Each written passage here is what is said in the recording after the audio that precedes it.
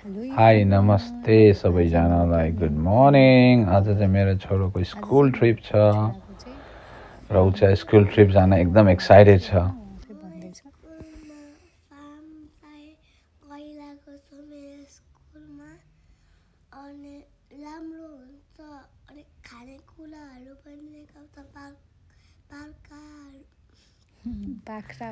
We were getting late, त्यही भएर हामी हतार हतार हतार हतार हतार गाडीभित्र मेरो छोरो पस्यो उसको फिल्ड ट्रिप जानलाई। अलिकति टाढा चाहिँ it was around 15-minute drive.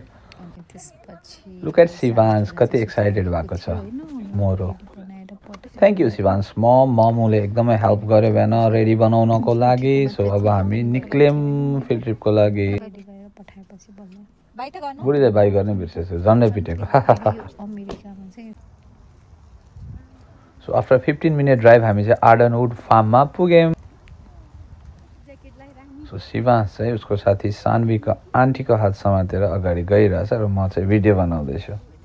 दो वी वेयर नट लेट, त्यही पनि हामी चाहिँ 15-minute ड्राइभ पछि टाइममै पुग्यौँ र सबैजना आइसकेको थियो त्यहाँ र टिचरहरूले चाहिँ सबैको एटेन्डेन्स लिइरहनु भएको थियो। कस्तो दामी क्लाइमेट क्या, ओ माई गॉड कति राम्रो छ मौसम। ल वाह, म आफ्नै स्कुल ट्रिप याद आइदिएर मलाई। We were not allowed to go with student, but हामी चाहिँ आफै छुट्टै हामी चाहिँ गयौँ भित्र। मसँग अरू प्यारेन्ट्सहरू पनि हुनुहुन्थ्यो र बाटोमा हिँड्दा हिँड्दा हामीले पिकक देख्यौँ। कति राम्रो छ, यति राम्रो पिकक थियो कि हामीलाई कति टाइमसम्म उसले फलो गरेको थियो।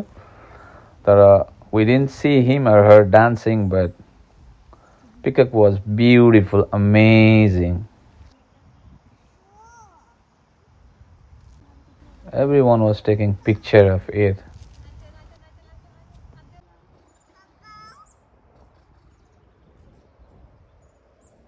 त्यसपछि हाम्रो आँखा चाहिँ ठ्याक्कै कहाँ पऱ्यो भन्दाखेरि द प्याटरसन हाउस भन्ने चाहिँ त्यो फार्मको beach house contain only 2 bedroom। George 1903 चाहिँ फेरि यो सान फ्रान्सिस्कोको आर्किटेक्ट स्यामुअल न्युसनले चाहिँ यसको एन्ट्री र यसको चाहिँ एउटा बेडरुम बढाएर 3 bedroom बनाएको छ। यो चाहिँ फार्मरहरूको लागि हो।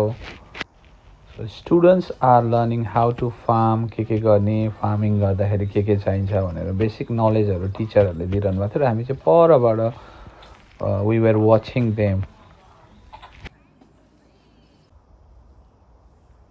वाउ कति राम्रो प्यालेसै जस्तो देखिन्छ हेर्दा त। त्यही बिचमा म पुलुक्क देखा परेँ। अब त्यसपछि हामी अगाडि बढ्यौँ। शिवांशको साथीको ममले चाहिँ हामीलाई गाइड गरेर, किनकि उहाँ पहिला नै आउनु भएको रहेछ यहाँ, हामीलाई यसो भन्दै हुनुहुन्छ कि कहाँ कहाँ के छ।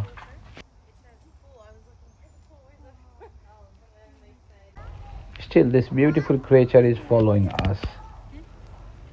रिल्याक्स गरेर बसिरहेछ रिल्याक्स मोडमा। त्यसपछि हामी चाहिँ रुस्टरहरू, भालेहरू होइन, कुखुराहरू राखेको ठाउँमा गयौँ। यति क्युट कुखुराहरू थियो कि अब के भनौँ। He welcomed us by doing Kuku.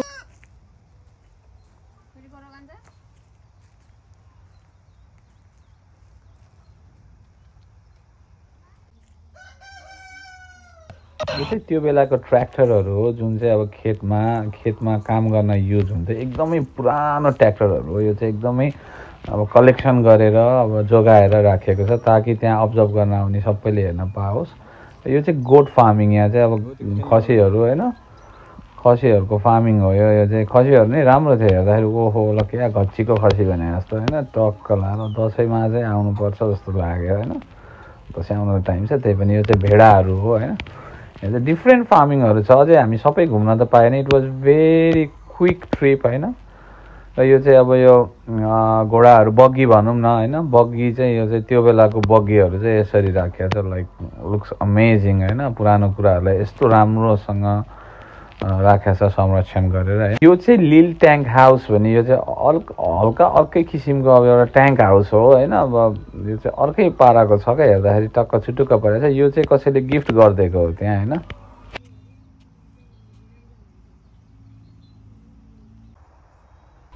This is tank house हो। यो खासै एक्सपेन्सिभ छैन यो farm. It will take only like $3 something एकजनाको होइन। कतिपय एरियाहरू चाहिँ क्लोज छ क्या, लाइक स्यालहरू अनि इगलहरूले एट्याक गर्न सक्छ ह्युमनलाई भनेर चाहिँ ऊ छ होइन। कति राम्रो छ फार्म, खासै एक्सपेन्सिभ छैन, मैले भन्दै थिएँ जम्मा $3 हो एकजनाको होइन। त्यसपछि बाँकी चाहिँ भित्र गएर मजाले हुन्छ। यहाँ ट्रेन पनि हुन्छ, हामी गएको दिन चाहिँ ट्रेन थिएन। ल हेर्दा हेर्दै अब छोरोको फार्म ट्रिप सकियो र I was waiting him outside. सबै स्टुडेन्टहरू they were so excited to come back with their parents. म पनि मेरो छोराको वेट गरेर बसिरहेको थिएँ र I was getting late for my office. So सबै कुरा फटाफट गर्नु थियो।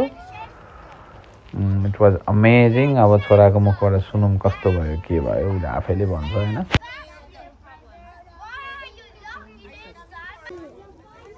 के भयो? रोस्टर अनि ऱ्याबिट देखायो। ऱ्याबिट अनि सिप। मजा आयो कि आएन?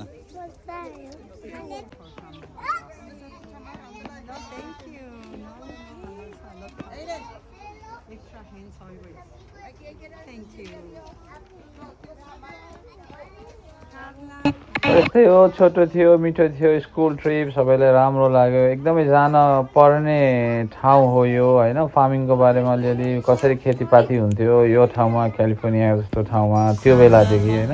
यति भन्दै म चाहिँ छोटो ब्लगबाट बाहिरिन्छु। Thank you everyone for watching. फेरि नयाँ ब्लग लिएर आउनेछु। Bye by.